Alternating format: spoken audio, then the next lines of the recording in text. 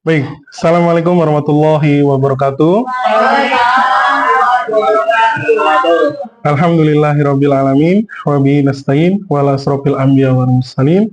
Raditu billahi rabbah wa bil islami dina wa bi Muhammadin nabiyya wa rasulah. Amma ba'du. Yang sama-sama kita hormati Ibu Kepala Sekolah SMP Muhammadiyah 1 Depok, Ibu Restu Milda SPD. Yang sama-sama kita hormati Ibu Wakil Kepala Sekolah Bidang Kurikulum sekaligus Ketua Komunitas Belajar SMP Muhammadiyah 1 Depok, Ibu Anissa Lia Alamanda. Dan Bapak Ibu Dewan Guru SMP Muhammadiyah 1 Depok yang berbahagia.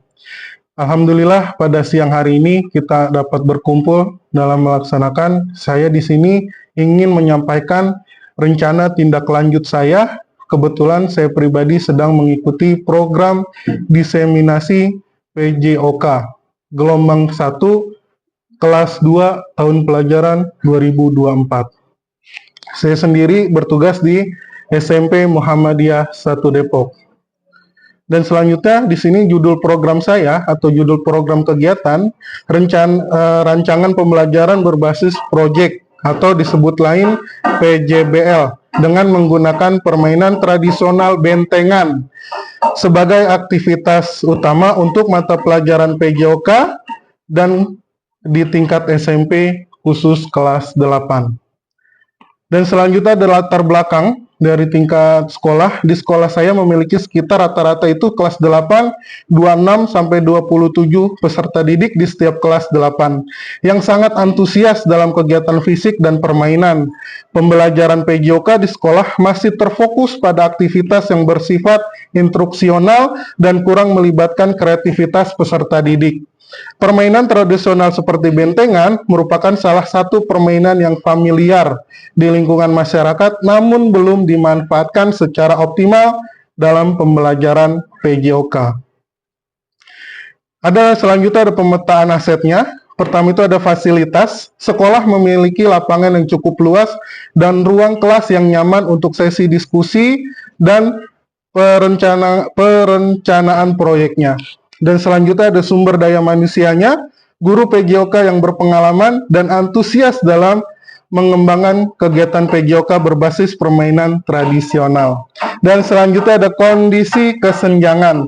Banyak peserta didik yang belum memahami bagaimana menghubungkan antara pembelajaran olahraga dengan nilai-nilai tradisional seperti kerjasama, kejujuran yang dapat digali dari permainan bentengan. Tujuan program sendiri yang paling pertama itu ada menggunakan pembelajaran tradisional bentengan sebagai bahan dari pembelajaran berbasis proyek atau PJBL untuk mengembangkan keterampilan fisik serta sikap sosial dan nilai-nilai budaya dalam konteks pembelajaran PJOK yang berpusat kepada peserta didik. Tujuan secara umumnya mewujudkan pembelajaran PJOK yang berpusat pada peserta didik dengan memanfaatkan permainan tradisional bentengan untuk mengembangkan keterampilan serta pemahaman tentang nilai-nilai budaya. Tujuan khususnya memberikan pengalaman langsung kepada peserta didik untuk merancang dan melakukan permainan bentengan dengan aturan yang telah dimodifikasi agar lebih aman dan sesuai dengan konteks pendidikan dan mengembangkan sikap kerjasama, kepemimpinan, dan sportivitas dalam diri peserta didik. Selanjutnya, ada capaian, langkah-langkah, dan hasil yang diharapkan. Capaian pertama, peserta didik mampu memahami dan menerapkan aturan permainan bentengan secara mandiri dan kreatif. Indikatornya, semua peserta didik dapat merancang aturan permainan bentengan dalam kelompok kecil dan dapat memainkan sesuai aturan yang mereka buat. Langkah aksinya, mengadakan sesi diskusi tentang permainan tradisional bentengan dan nilai-nilai yang terkandung di dalamnya. Membagi peserta didik dalam kelompok kecil untuk merancang aturan dan strategi permainan. Capaian yang kedua, peserta didik dapat bekerja sama dengan baik dalam tim dan menunjukkan sikap sportivitas. Indikatornya, peserta didik dapat bekerja sama dengan tim dan menunjukkan sikap saling mendukung, baik saat menang maupun kalah. Langkah aksinya, yang pertama itu ada mengadakan permainan bentengan secara berkelompok, di mana mereka harus bekerja sama untuk mencapai tujuan bersama. Yang kedua, melakukan refleksi kelompok setelah permainan untuk menilai kerjasama dan sikap mereka selama kegiatan. Dan yang terakhir ada capaian yang ketiga. Peserta didik dapat merefleksikan pengalaman mereka dalam bermain bentengan untuk mengembangkan diri dan budaya. Indikatornya, setiap peserta didik dapat menuliskan hasil refleksi pribadi terkait pengalaman bermain dan pembelajaran yang dipadatkan. Langkah aksinya, yang pertama itu ada sesi refleksi setelah permainan, baik secara individu maupun kelompok. Yang kedua, menyusun laporan singkat mengenai nilai-nilai mereka peroleh dari permainan tradisional bentengan. Dan ada struktur programnya. Yang pertama itu kegiatan ini merupakan kegiatan kokurikuler atau P5 dengan tema kearifan lokal. Yang kedua, pembelajaran gerak fase D kelas 8 dengan jumlah peserta didik 26 dan usia peserta didik 12-13 tahun. Lapangan sekolah, kegiatan fisik, ruang kelas untuk sesi diskusi dan refleksi. Program dilaksanakan selama 4 pertemuan dengan durasi 60 menit per pertemuan. Pertemuan pertama, pengenalan permainan bentengan. Pertemuan kedua dan ketiga, pelaksanaan permainan dalam kelompok kecil. Pertemuan keempat, refleksi dan evaluasi kegiatan serta pembuatan laporan singkat. Selanjutnya ada mitra dalam komunitas belajar. Yang pertama itu ada guru PJOK, fasilitator utama untuk membimbing peserta didik dalam permainan dan refleksi. Ada guru mapel membantu untuk mendokumentasikan refleksi dan hasil kegiatan. Orang tua juga terlibat, dapat diundang untuk menyaksikan permainan dan memberikan dukungan. Dan selanjutnya ada kapasitas yang dimiliki sekolah. Yang pertama itu ada sumber daya yang dimiliki. Yang pertama itu ada lapangan sekolah yang cukup luas untuk melakukan permainan bentengan dengan aman. Yang kedua itu ada alat permainan yang mudah didapat, seperti tiang untuk dijadikan pos dan alat lainnya yang digunakan dalam permainan. Guru PJOK, pengalaman dan pengerjakan permainan tradisional dan keterampilan olahraga.